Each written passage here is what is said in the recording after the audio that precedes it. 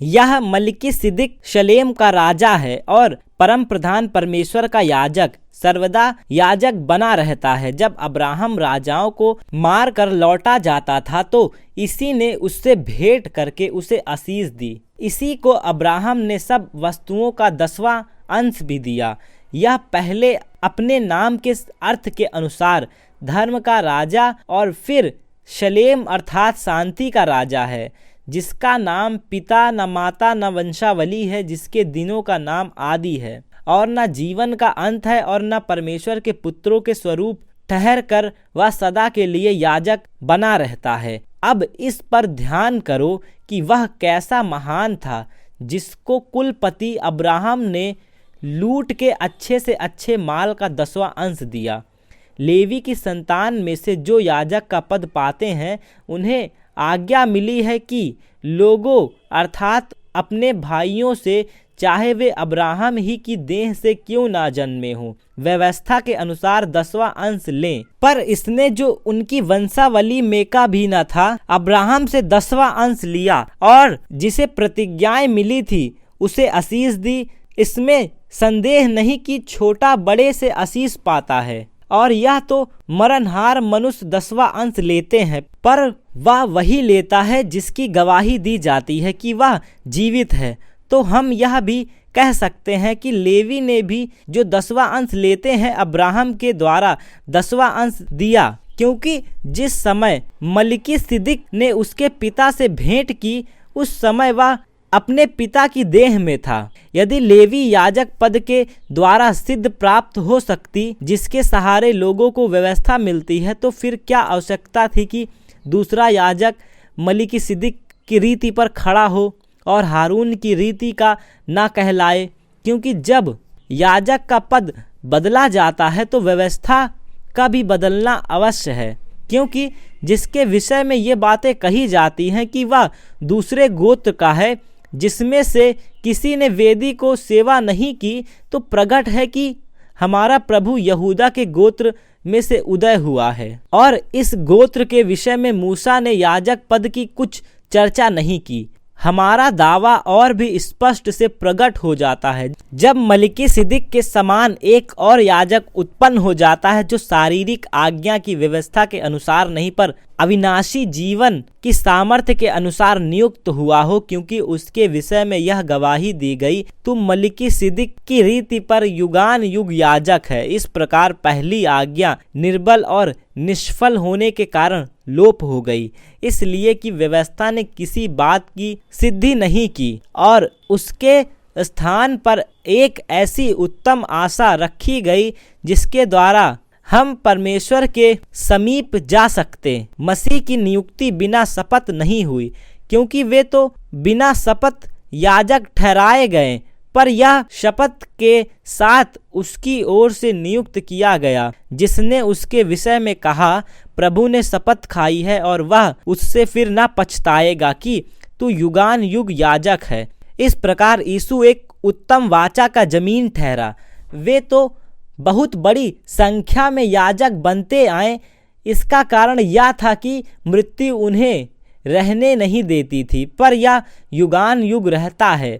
इस कारण उसका याजक पद अटल है। इसीलिए जो उसके द्वारा परमेश्वर के पास आते हैं वह उनका पूरा पूरा उद्धार कर सकता है, क्योंकि वह उनके लिए विनती करने को सर्वदा जीवित है।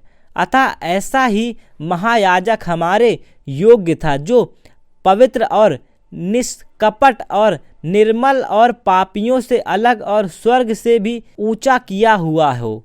उन महायाजकों के समान उसे आवश्यक नहीं कि प्रतिदिन पहले अपने पापों और फिर लोगों के पापों के लिए बलिदान चढ़ाए, क्योंकि उसने अपने आप को बलिदान चढ़ाकर उसे एक ही बार में पूरा कर दिया है। क्योंकि व्यवस्था तो निर्बल मनुष्यों को महायाजक नियुक्त करती है, परंतु उस शपथ का वचन जो व्यवस्था के बाद खाई गई उस पुत्र को नियुक्त करता है, जो युगान युग के लिए सिद्ध किया गया है। अब जो बातें हम कह रहे हैं उनमें से सबसे बड़ी बात यह है कि हमारा ऐसा महायाजक है जो स्वर्ग पर महिमामय के सिंहासन के दाहिने जा बैठा है और पवित्र स्थान और उस सच्चे तंबू का सेवक हुआ जिसे किसी मनुष्य ने नहीं वरन प्रभु ने खड़ा किया है, क्योंकि हर एक महायाजक भेंट और बलिदान चढ़ाने के लिए ठहराया जाता है। इस कारण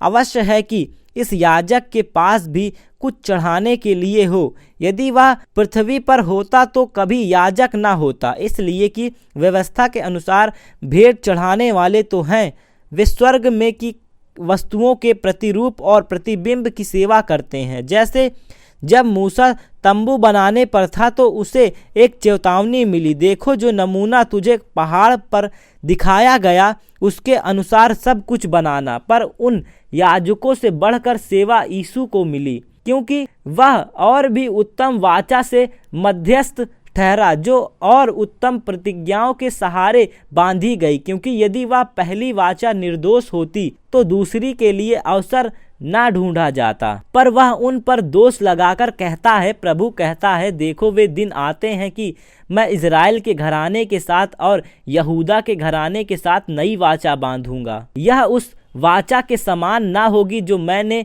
उनके बाप दादाओं के साथ उस समय बांधी थी, जब मैं उनका साथ पकड़कर उन्हें मिस्र से निकाल लाया। क्योंकि वे मेरी वाचा पर स्थिर ना रहें, इसलिए मैंने उनकी सुधि ना ली। प्रभु यही कहता है, फिर प्रभु यह कहता है कि जो वाचा मैं उन दिनों के बाद इज़राइल के घराने के साथ बांधूंगा वह यह है कि मैं अपनी व्यवस्था को उनके मनों में डालूंगा और उसे उनके हृदय पर लिखूंगा, और मैं उनका परमेश्वर ठहरूंगा और वे मेरे लोग ठहरेंगे। और हर एक अपने देश वाले को और अपने भाई को यह शिक्षा ना देगा कि तू प्रभु को पहचान, क्योंकि छोटे से बड़े तक सब मुझे जान लेंगे, क्योंकि मैं उनके अधर्म के विषय में दयावंत हूँगा और उनके पापों को फिर स्मरण ना करूँगा। नई वाचा की स्थापना से उसने प्रथम वाचा को पुरानी ठहरा दिया, और जो वस्तु पुरानी और जीर्ण हो जाती है उसका मिट जाना अनिवार्य है। उस पहली वाचा में भी सेवा के नियम थे और ऐसा पवित्र स्थान था जो इस जगत का था, क्योंकि एक तंबू बनाया गया। पहले तंबू में दीवट और मेज और भेड़ की रोटियां थीं और वह पवित्र स्थान कहलाता था। दूसरा पर्दे के पीछे वह तंबू था जो परम पवित्र स्थान कहलाता था। उसमें सोने की धूपदानी और चारों ओर सोने से मढ़ा हुआ वाचा का संदूक, और इसमें मन्ना से भरा हुआ सोने का मर्तबान और हारून की छड़ी जिससे फूल फल आ गए थे, और वाचा की पट्टियां थी। उसके ऊपर दोनों तेजोमय करूब थे जो प्रायश्चित के ढकने पर छाया किए हुए थे। इनका एक एक करके वर्णन करने का अभी अवसर नहीं है। ये वस्तुएं इस रीति से तैयार हो चुकी हैं और उस पहले तंबू में याजक हर एक समय प्रवेश करके सेवा के कार्य संपन्न करते थे, पर दूसरे में केवल महायाजक वर्ष भर में एक ही बार जाता था और बिना लहू लिए नहीं जाता था, जिसे वह अपने लिए और लोगों की भूल चूक के लिए चढ़ाता था। इससे पवित्र आत्मा यही दिखाता है कि जब तक पहला तंबू खड़ा है तब तक पवित्र स्थान का मार्ग प्रकट नहीं हुआ। यह तंबू वर्तमान समय के लिए एक दृष्टांत है जिसमें ऐसी भेंट और बलिदान चढ़ाए जाते हैं जिसमें आराधना करने वालों के विवेक सिद्ध नहीं हो सकें, क्योंकि वे केवल खाने पीने की वस्तुओं और भांति भांति की स्नान विधि के आधार पर शारीरिक नियम है जो सुधार के समय के लिए नियुक्त किए गए हैं। परंतु जब मसीह आने वाली अच्छी अच्छी वस्तुओं का महायाजक होकर आया तो उसने और भी बड़े और सिद्ध तंबू से होकर, जो हाथ का बनाया हुआ नहीं अर्थात इस सृष्टि का नहीं, और बकरों और बछड़ों के लहू के द्वारा नहीं, पर अपने ही लहू के द्वारा एक ही बार पवित्र स्थान में प्रवेश किया और अनंत छुटकारा प्राप्त किया। क्योंकि जब बकरों और बैलों का लहू और कलोर की राख का अपवित्र लोगों पर छिड़का जाना शरीर की शुद्धता के लिए उन्हें पवित्र करता है, तो मसीह का लहू जिसने अपने आप को सनातन आत्मा के द्वारा परमेश्वर के सामने निर्दोष चढ़ाया, तुम्हारे विवेक को मरे हुए कामों से क्यों ना शुद्ध करेगा, ताकि तुम जीवते परमेश्वर की सेवा करो। इसी कारण वह नई वाचा का मध्यस्थ था, ताकि उसकी मृत्यु के द्वारा जो पहली वाचा के समय के अपराधों से छुटकारा पाने के लिए हुई है, बुलाई हुई लोगों के अनुसार अनंत मिरास को प्राप्त करें। क्योंकि जहाँ वाचा बांधी गई है वहाँ वाचा बांधने वाले की मृत्यु का समझ लेना भी अवश्य है, क्योंकि ऐसी वाचा मरने पर पक्की होती है, और जब तक वाचा बांधने वाला जीवित रहता है तब तक वाचा काम की नहीं होती। इसीलिए पहली वाचा भी बिना लहू के नहीं बांधी गई, क्योंकि जब मूसा सब लोगों को व्यवस्था की हर एक आज्ञा सुना चुका तो उसने बछड़ों और बकरों का लहू लेकर पानी और लाल ऊन और जूफा के साथ उस पुस्तक पर और सब लोगों पर छिड़क दिया और कहा, यह उस वाचा का लहू है जिसकी आज्ञा परमेश्वर ने तुम्हारे लिए दी है। और इसी रीति से उसने तंबू और सेवा के सारे सामान पर लहू छिड़का। सच तो यह है कि व्यवस्था के अनुसार प्राय सब वस्तुएं लहू के द्वारा शुद्ध की जाती हैं, और बिना लहू बहाए पापों की क्षमा नहीं। इसीलिए अवश्य है कि स्वर्ग में की वस्तुएं के प्रतिरूप इन बलिदानों के द्वारा शुद्ध किया जाए, पर स्वर्ग में की वस्तुएं स्वयं इनसे उत्तम बलिदानों के द्वारा शुद्ध की जाती हैं, क्योंकि मसीह ने उस हाथ के बनाए हुए पवित्र स्थान में, जो सच्चे पवित्र स्थान का नमूना है, प्रवेश नहीं किया, पर स्वर्ग ही में प्रवेश किया, ताकि हमारे लिए अब परमेश्वर के सामने दिखाई दे। या नहीं कि वह अपने आप को बार बार चढ़ाए, जैसा कि महायाजक प्रतिवर्ष दूसरे का लहू लिए पवित्र स्थान में प्रवेश किया करता है। नहीं तो जगत की उत्पत्ति से लेकर उसको बार बार दुख उठाना पड़ता, पर अब युग के अंत में वह एक ही बार प्रकट हुआ है, ताकि अपने ही बलिदान के द्वारा पाप को दूर कर सके। और जैसे मनुष्य के लिए एक बार मरना और उसके बाद न्याय का होना नियुक्त है, वैसे ही मसीह भी बहुतों के पापों को उठा लेने के लिए एक बार बलिदान हुआ, और जो लोग उसकी बाट जोहते हैं उनके उद्धार के लिए दूसरी बार बिना पाप उठाए हुए दिखाई देगा। क्योंकि व्यवस्था जिसमें आने वाली अच्छी वस्तुओं का प्रतिबिंब है, पर उनका असली स्वरूप नहीं, इसलिए उन एक ही प्रकार के बलिदानों के द्वारा जो प्रतिवर्ष अचूक चढ़ाए जाते हैं, पास आने वालों को कदापि सिद्ध नहीं कर सकती। नहीं तो उनका चढ़ाया बंद क्यों ना हो जाता। इसीलिए जब सेवा करने वाले एक ही बार शुद्ध हो जाते तो फिर उनका विवेक उन्हें पापी ना ठहराता, पर उनके द्वारा प्रतिवर्ष पापों का स्मरण हुआ करता है। क्योंकि यह अनहोना है कि बैलों और बकरों का लहू पापों को दूर करे। इस कारण वह जगत में आते समय कहता है, बलिदान और भेंट तूने ना चाही, पर मेरे लिए एक देह तैयार की। होम बलियों और पाप बलियों से तू प्रसन्न नहीं होता। तब मैंने कहा, देख मैं आ गया हूँ। पवित्र शास्त्र में मेरे विषय में लिखा हुआ है, ताकि हे परमेश्वर तेरी इच्छा पूरी हो। ऊपर तो वह कहता है, ना तूने बलिदान और ना भेंट और होम बलियों और पाप बलियों को चाहा और ना उनसे प्रसन्न हुआ। यद्यपि ये बलिदान तो व्यवस्था के अनुसार चढ़ाए जाते हैं, फिर यह भी कहता है, देख मैं आ गया हूँ ताकि तेरी इच्छा पूरी करूँ। अतः वह पहले को उठा देता है ताकि दूसरे को नियुक्त करे। उसकी इच्छा से हम यीशु मसीह की देह के एक ही बार बलिदान चढ़ाए जाने के द्वारा पवित्र किए गए हैं।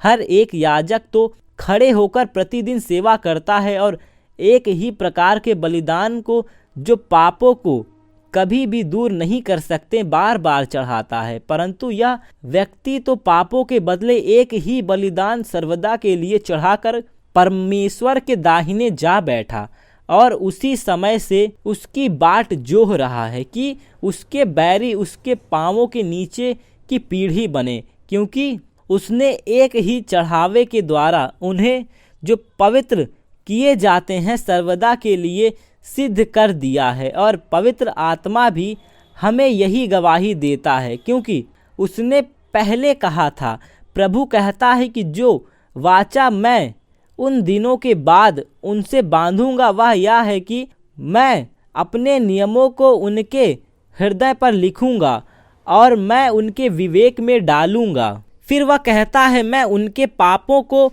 और उनके अधर्म के कामों को फिर कभी स्मरण ना करूंगा, और जब इनकी क्षमा हो गई तो फिर पाप का बलिदान नहीं रहा।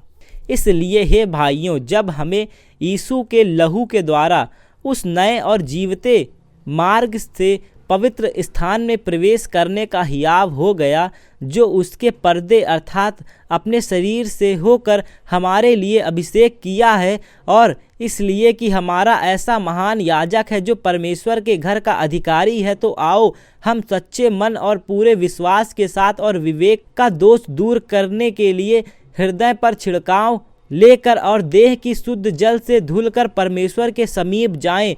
आओ हम अपनी आशा के अंगीकार को दृढ़ता से थामे रहें, क्योंकि जिसने प्रतिज्ञा की है वह सच्चा है। और प्रेम और भले कामों में उस्काने के लिए हम एक दूसरे की चिंता किया करें और एक दूसरे के साथ इकट्ठा होने ना छोड़ें, जैसे कि कितनों की रीति पर एक दूसरे को समझते रहें, और ज्यों-ज्यों उस दिन को निकट आते देखो त्यों-त्यों और भी अधिक यह किया करो।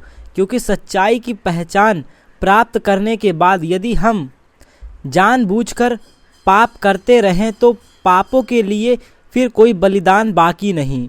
हाँ, दंड का एक भयानक बाट जोहना और आग का ज्वलन बाकी है, जो विरोधियों को भस्म कर देगा। जब मूसा की व्यवस्था का न मानने वाला 2 या 3 जन्मों की गवाही पर बिना दया के मार डाला जाता है, तो सोच लो कि वह कितने और भी भारी दंड के योग ठहरेगा, जिसने परमेश्वर के पुत्र को पांवों से रौंदा और वाचा के लहू को, जिसके द्वारा वह पवित्र ठहराया गया था, अपवित्र जाना और अनुग्रह के आत्मा का अपमान किया। क्योंकि हम उसे जानते हैं जिसने कहा, पलटा लेना मेरा काम है, मैं ही बदला दूंगा।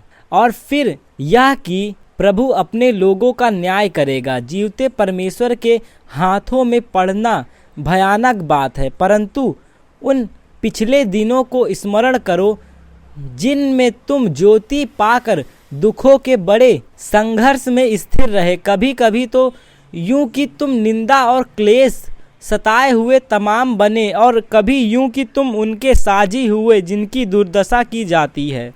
क्योंकि तुम कैदियों के दुख में भी दुखी हुए और अपनी संपत्ति भी आनंद से लुटाने दी, यह जानकर कि तुम्हारे पास एक और भी उत्तम और सर्वदा ठहरने वाली संपत्ति है। इसलिए अपना हियाव ना छोड़ो, क्योंकि उसका प्रतिफल बड़ा है। क्योंकि तुम्हें धीरज धरना आवश्यक है, ताकि परमेश्वर की इच्छा को पूरी करके तुम प्रतिज्ञा का फल लाओ। क्योंकि अब बहुत ही थोड़ा समय रह गया है, जबकि आने वाला आएगा और देर ना करेगा। पर मेरा धर्मी जन विश्वास से जीवित रहेगा, और यदि वह पीछे हट जाए तो मेरा मन उससे प्रसन्न ना होगा।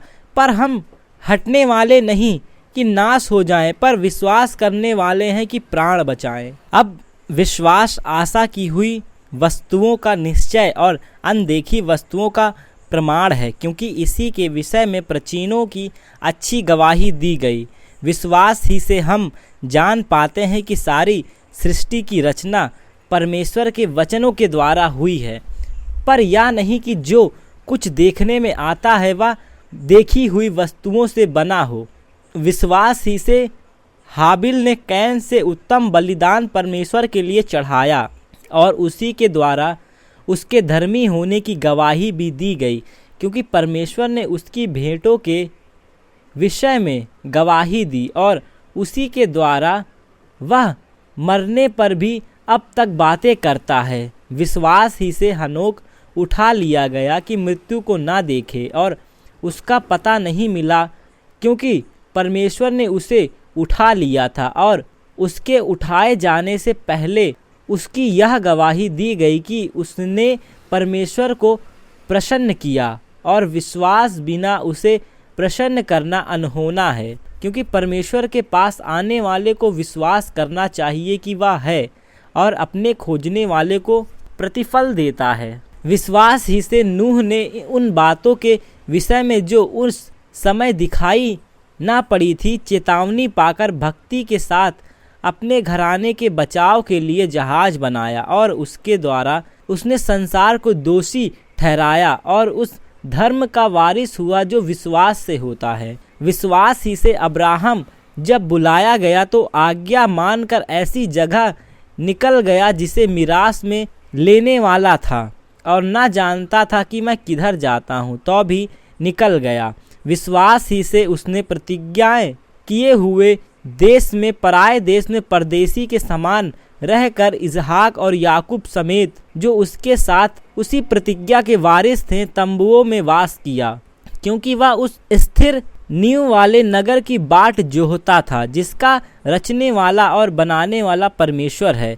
विश्वास से सारा ने आप बूढ़ी होने पर भी गर्भ धारण करने की सामर्थ्य पाई, क्योंकि उसने प्रतिज्ञा करने वाले को सच्चा जाना था। इस कारण एक ही जन थे जो मरा हुआ सा था। आकाश के तारों और समुद्र के तीर के बालू के समान अनगिनत वंश उत्पन्न हुए। ये सब विश्वास ही की दशा में मरे और उन्होंने प्रतिज्ञा की हुई वस्तुएं नहीं पाई, पर उन्हें दूर से देखकर आनंदित हुए और मान लिया कि हम पृथ्वी पर परदेसी और बाहरी हैं। जो ऐसे बातें करते हैं वे प्रकट करते हैं कि स्वदेश की खोज में हो और जिस देश से वे निकल आए थे यदि उसकी सुधि करते तो उन्हें लौट जाने का अवसर था, पर वे एक उत्तम अर्थात स्वर्गीय देश के अभिलाषी हैं। इसीलिए परमेश्वर कहलाने में उनसे नहीं लजाता, क्योंकि उसने उनके लिए एक नगर तैयार किया है। विश्वास ही से अब्राहम ने परखे जाने के समय में इसहाक को बलिदान चढ़ाया और जिसने प्रतिज्ञाओं को सच माना था और जिसने यह कहा गया था कि इसहाक से तेरा वंश कहलाएगा, वही अपने इकलौते को चढ़ाने लगा, क्योंकि उसने मान लिया कि परमेश्वर सामर्थी है कि उसे मरे हुओं में से जिलाए। अतः उसी में से दृष्टांत की रीति पर वह उसे फिर मिला। विश्वास ही से इसहाक ने याकूब और एसाव को आने वाली बातों के विषय में आशीष दी। विश्वास ही से याकूब ने मरते समय यूसुफ के दोनों पुत्रों में से एक को आशीष दी और अपनी लाठी के सिरे पर सहारा लेकर दंडवत किया। विश्वास ही से यूसुफ ने जब वह मरने पर था तो इज़राइल की संतान के निकाल जाने की चर्चा की और अपनी हड्डियां के विषय में आज्ञा दी। विश्वास ही से मूसा के माता पिता ने उसको उत्पन्न होने के बाद 3 महीने तक छिपा रखा, क्योंकि उन्होंने देखा कि बालक सुंदर है और वे राजा की आज्ञा से न डरें। विश्वास ही से मूसा ने सयाना होकर फिरौन की बेटी का पुत्र कहलाने से इनकार किया, इसलिए कि उसे पाप में थोड़े दिन के सुख भोगने से परमेश्वर के लोगों के साथ दुख भोगना अधिक उत्तम लगा। उसने मसीह के कारण निंदित होने को मिस्र के भंडार से बड़ा धन समझा, क्योंकि उसकी आंखें फल पाने की ओर लगी थी। विश्वास ही से राजा के क्रोध से ना डरकर उसने मिस्र को छोड़ दिया, क्योंकि वह अनदेखे को मानो देखते हुआ दृढ़ रहा। विश्वास ही से उसने फसा और लहू छिड़कने की विधि मानी कि पहलौठे का नाश करने वाला इजरायलियों पर हाथ न डाले। विश्वास ही से वे लाल समुद्र के पार ऐसे उतर गए जैसे सूखी भूमि पर से, और जब मिस्र ने वैसा ही करना चाहा तो सब डूब मरे। विश्वास ही से यरीहो की शहर पनाह जब वे 7 दिन तक उसका चक्कर लगा चुके तो वह गिर पड़ी। विश्वास ही से राहाब वेश्या आज्ञा न मानने वालों के साथ नष्ट नहीं हुई, इसलिए कि उसने भेदियों को कुशल से रखा था। अब और क्या कहूँ, क्योंकि समय नहीं रह गया कि गिदोन का और बराक का और सिमरोन का और इस्फत का और दाऊद का और समूएल का और भविष्यद्वक्ता का वर्णन करूं। उन्होंने विश्वास ही के द्वारा राज्य जीते, धर्म के काम किए, प्रतिज्ञा की हुई वस्तुएं प्राप्त की, सिन्हों के मुंह बंद किए, आग की ज्वाला को ठंडा किया, तलवार की धार से बच निकले, निर्बलता में बलवंत हुए, लड़ाई में वीर निकले, विदेशियों की फौजों को मार डाला, स्त्रियों ने अपने मरे हुओं को फिर जीवित पाया, जितने तो मार खाते खाते मर गए और छुटकारा न पाया, इसलिए कि उत्तम पुनरुत्थान के भागी हों। कई एक ठट्ठों में उड़ाए जाने और कोड़े खाने वरन बांधे जाने और कैद में पकड़े जाने द्वारा परखे गए, पथराव किए गए, अरे से चीरे गए, उनकी परीक्षा की गई, तलवार से मारे गए, वे कंगाली में और क्लेश में और दुख भोगते हुए भेड़ों और बकरियों की खालें ओढ़े हुए इधर उधर मारे फिरते फिरें और जंगलों और पहाड़ों और गुफाओं में और पृथ्वी की दरारों में भटकते फिरें।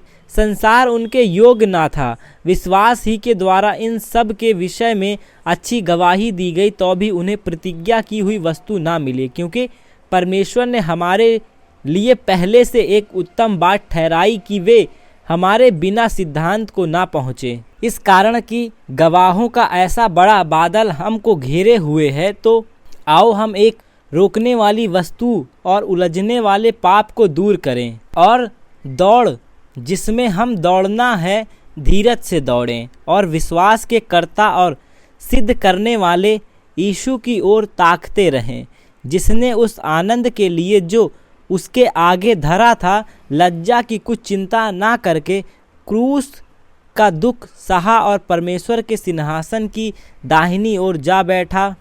इसलिए उस पर ध्यान करो जिसने अपने विरोध में पापियों का इतना विरोध सह लिया कि तुम निराश होकर साहस न छोड़ो। तुमने पाप से लड़ते हुए उससे ऐसी मुठभेड़ नहीं की कि तुम्हारा लहू बहा हो, और तुम उस उपदेश को जो तुमको पुत्रों के समान दिया जाता है भूल गए हो। हे मेरे पुत्र, प्रभु की ताड़ना को हल्की बात ना जान, और जब वह तुम्हें घुड़के तो साहस ना छोड़, क्योंकि प्रभु जिससे प्रेम करता है उसकी ताड़ना भी करता है, और जिसे पुत्र बना लेता है उसको कोड़े भी लगाता है। तुम दुख को ताड़ना समझकर सह लो, परमेश्वर तुम्हें पुत्र जानकर तुम्हारे साथ बर्ताव करता है। वह कौन सा पुत्र है जिसकी ताड़ना पिता ना करता?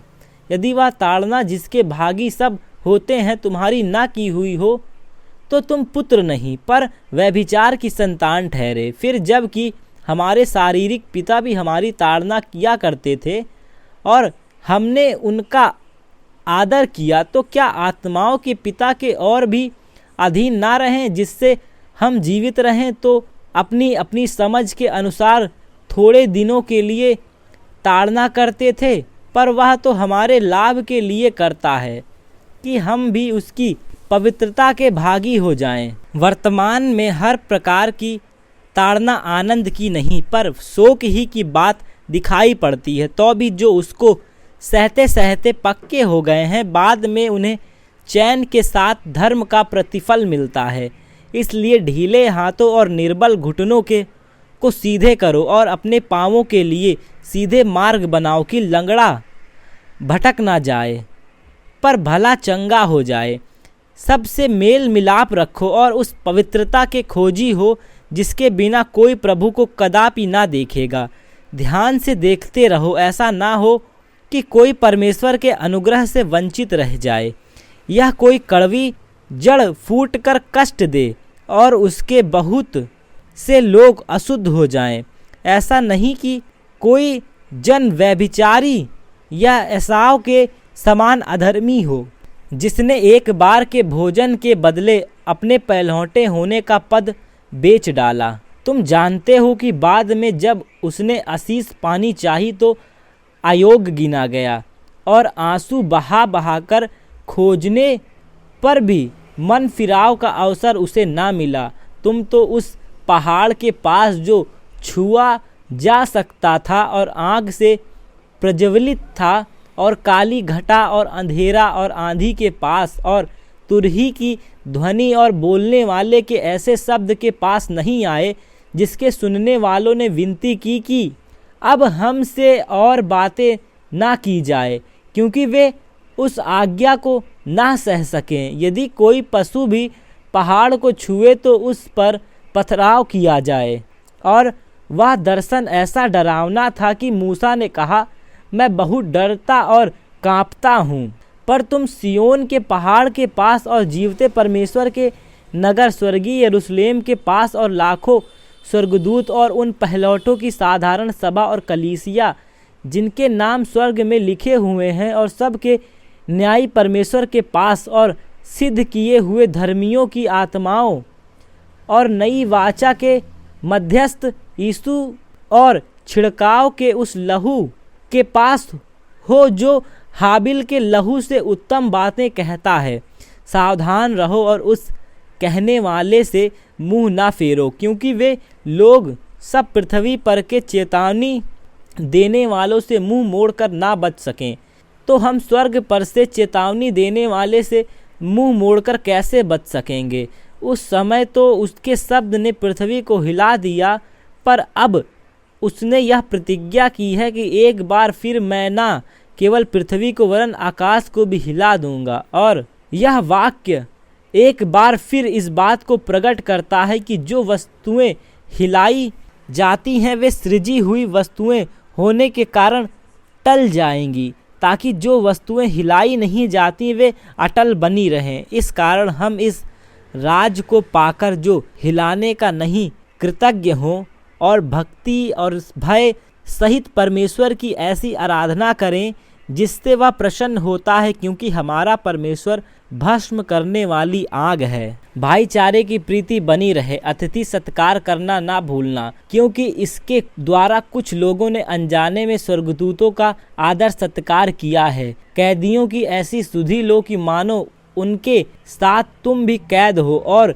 जिनके साथ बुरा बर्ताव किया जाता है उनकी भी यह समझकर सुधि लिया करो कि हमारी भी देह है। विवाह सब में आदर की बात समझी जाए और विवाह बिछौना निष्कलंक रहे, पर स्त्री गामियों का न्याय करेगा। तुम्हारा स्वभाव लोभ रहित हो और जो तुम्हारे पास हो उसी में संतोष करो, क्योंकि उसने आप ही कहा है, मैं तुझे कभी ना छोड़ूंगा और ना कभी तुझे त्यागूंगा।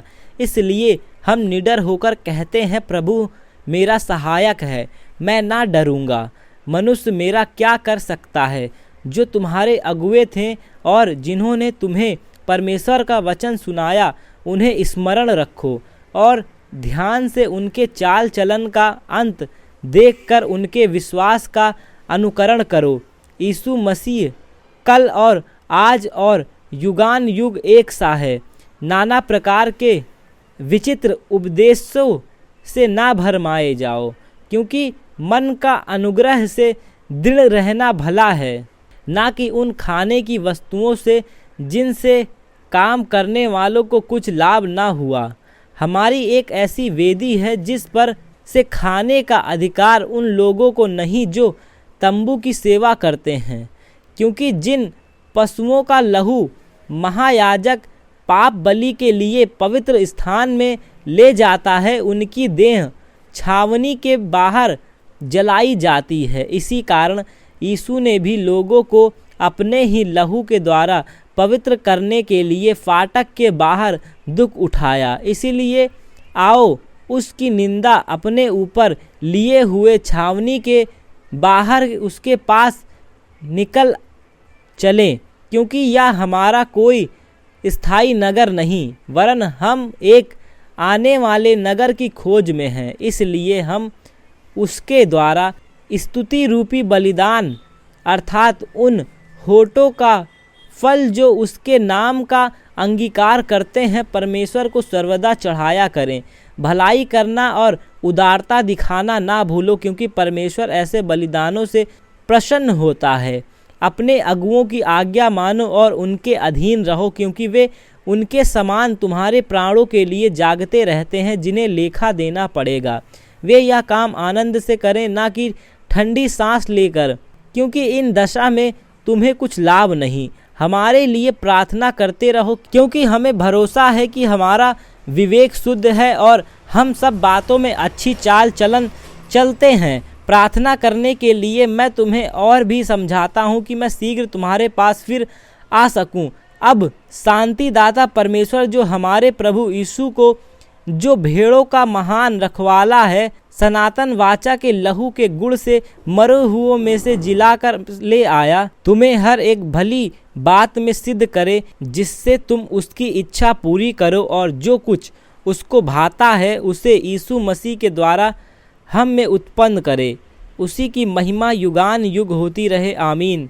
हे भाइयों, मैं तुमसे विनती करता हूँ कि इस उपदेश की बातों को सह लो, क्योंकि मैंने तुम्हें बहुत संक्षेप में लिखा है। तुम्हें यह ज्ञात हो कि तीमुथियुस हमारा भाई छूट गया है, और यदि वह शीघ्र आ गया तो मैं उसके साथ तुमसे भेंट करूँगा। अपने सब अगुए और सब पवित्र लोगों को नमस्कार करो। इटली वाले तुम्हें नमस्कार करते हैं। तुम सब पर अनुग्रह होता रहे, आमीन।